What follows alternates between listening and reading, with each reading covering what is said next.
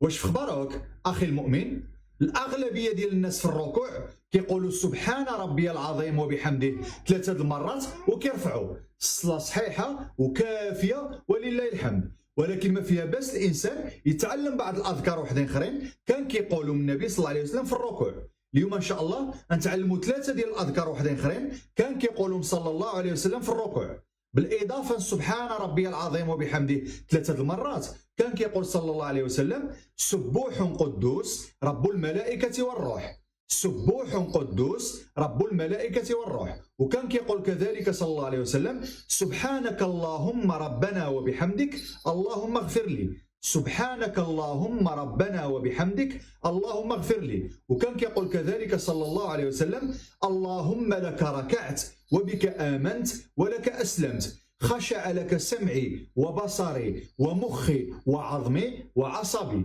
اللهم لك ركعت وبك آمنت ولك أسلمت، خشع لك سمعي وبصري ومخي وعظمي وعصبي. نتعلموا هاد الاذكار هادو. شحال واحد كيصلي بوحدو في الدار كيبغي يطول في الركوع ما كيجبرش ما يقول. نحفظوا هاد الاذكار هادو ونبقاو نقولوهم في الصلاه ديالنا. نسال الله عز وجل ان يفقهنا في ديننا، ان يعلمنا ما ينفعنا. السلام عليكم ورحمه الله.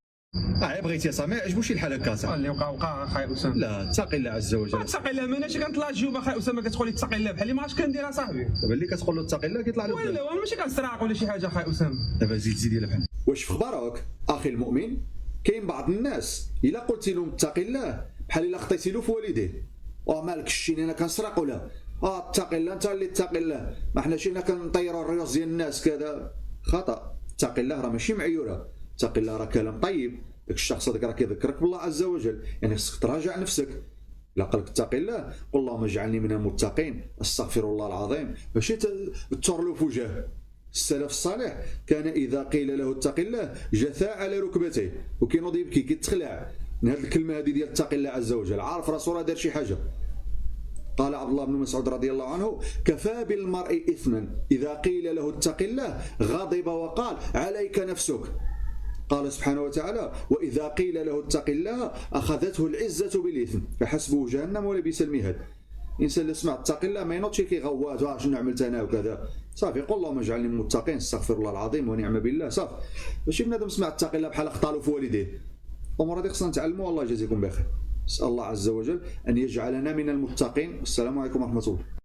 السلام عليكم ورحمة الله تعالى وبركاته. يوم الخميس بعد غد 9/7/2026 سيواجه المنتخب الوطني المغربي نظيره الفرنسي إن شاء الله. فأهلا وسهلا ومرحبا بالجميع. سنتابع هذه المقابلة هنا في مسجد بدر بمدينة أشرفنبورغ إن شاء الله سبحانه وتعالى.